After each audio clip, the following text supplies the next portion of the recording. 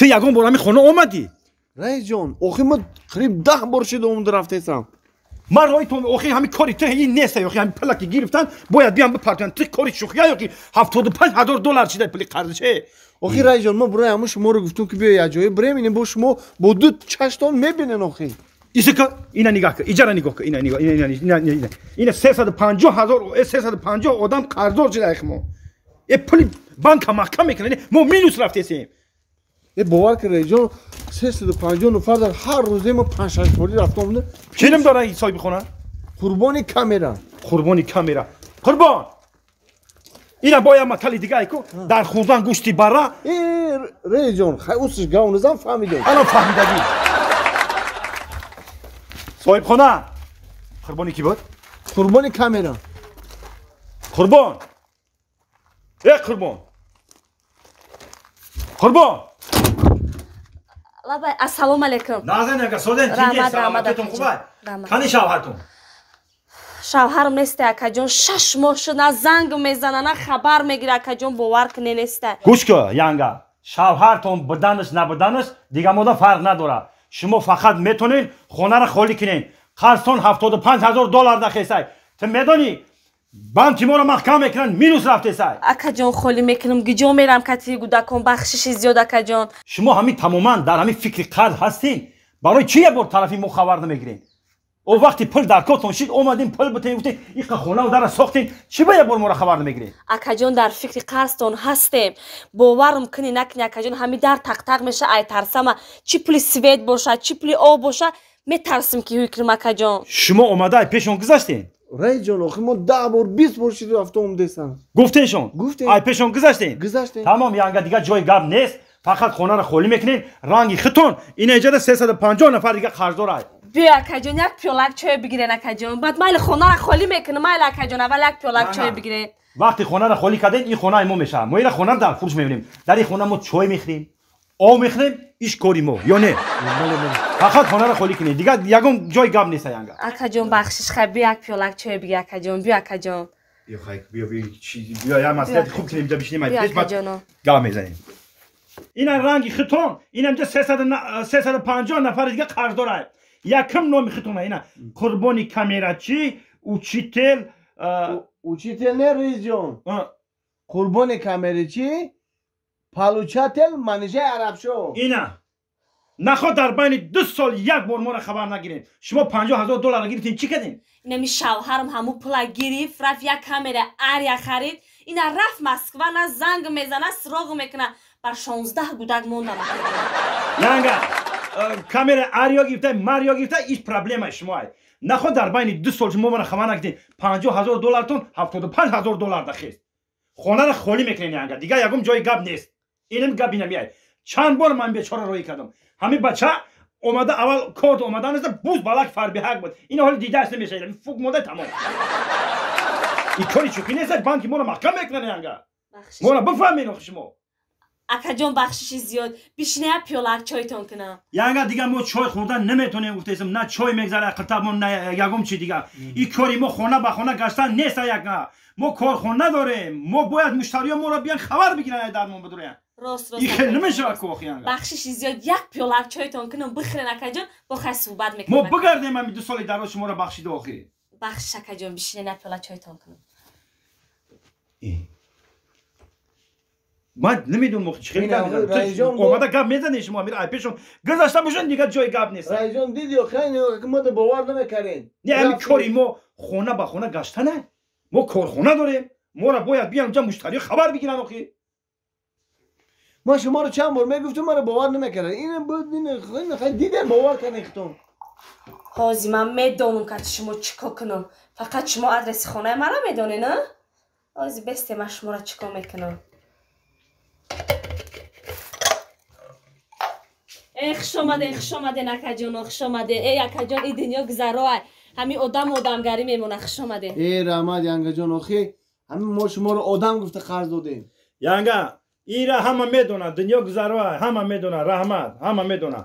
لیکی آخه باید مشتری بیا قرض داره باید خبر بگیره کارخانه ما رو آخه خیلی نمیشه اکو اگر مردکتون میشید ما کدی مردکتون گپ میزدیم آخه کدی شما چی گپ زنیم یانگا آخه ای اکا جان در این سال خبم هم مردک شدگیم هم زنک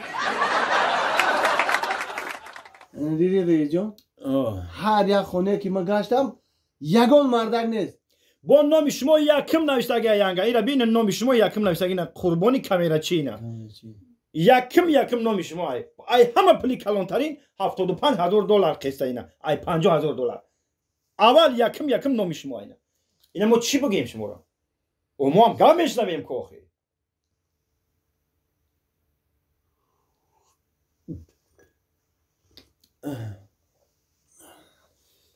بسیار چای با مزه ینگر شیرین این یگان اوی چشمه ده به ای اوی چشمه آورده ها قریب اکا جان همونجا قریب میره من بسیار چای با مزه بدهیم یا تگه بزم دکا جان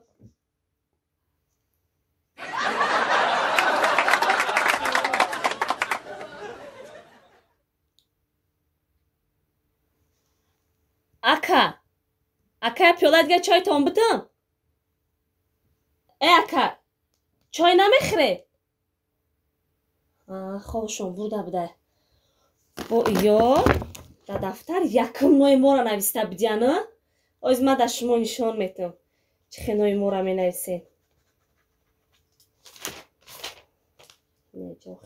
خیر در می نویسیم تو نه انا بعد میفهمی انا نویستم اکا ای اکا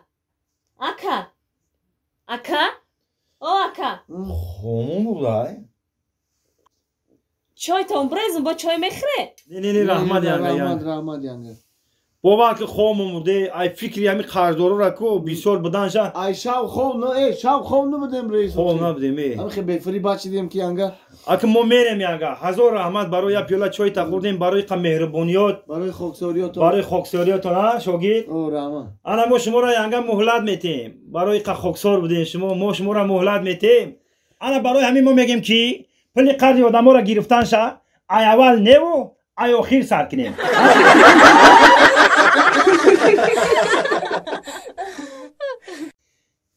قنداشا بزنه جیانمه همین قد جیان دارم باور که قنداشا بزنه اولی درسا خوانده هستی جیان؟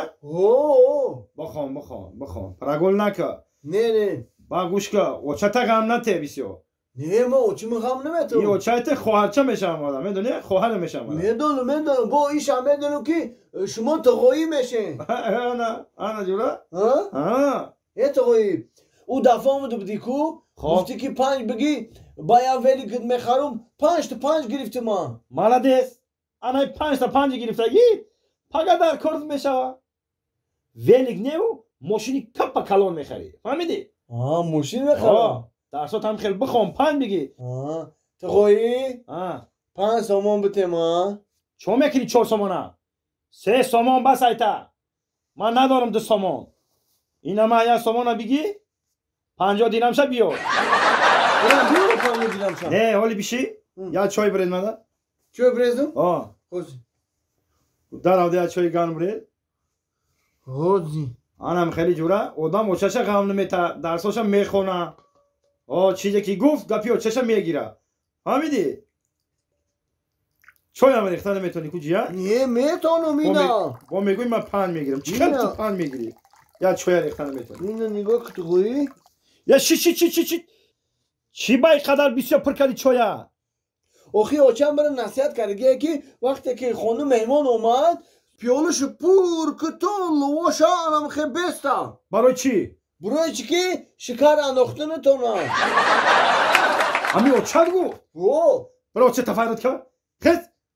بگو یک کاسه کلان بگیره بیاره خوزی تسکا یا چینی بگیره بگیره چینی کلان من تسکا و ایره چش نصیحت کرده بده اینا منطقه‌ای؟ چکد یک جان ششتین قریب اکا جان ها زینانو میپزه یا شکرا میکنه میزنه مکا چکد یکا در 1 سال 1 بار خونه میو قواقات کشاد چکدی هم خیلی تربیه میکنی فرزندورا نه فرزندورا هم خیلی تربیه میکنی چکد یکا جان شکر انداختن نتونی شکر انداختن این چای ریزی گوده کبیبی این چای ریزی هم خیلی چای میریزن Bisma kalay mekanım onu bestaktı. Akajon bakşak bacham aydak öyle medona akıl nadora. Ovardi çini. Oyna ovardım. Bigi iç çoya daru kosa daru çini burez. Kima şakan andokta butono. این akajon. Asab tavayron akajon ina rextim. Akajon çan qo'sh shakar dudozim. Çanka şakar bundozi? Ya siçil qo'shiq shakar bundo. Bonna kovisha ha. Man qashini ra nagz nemebinam.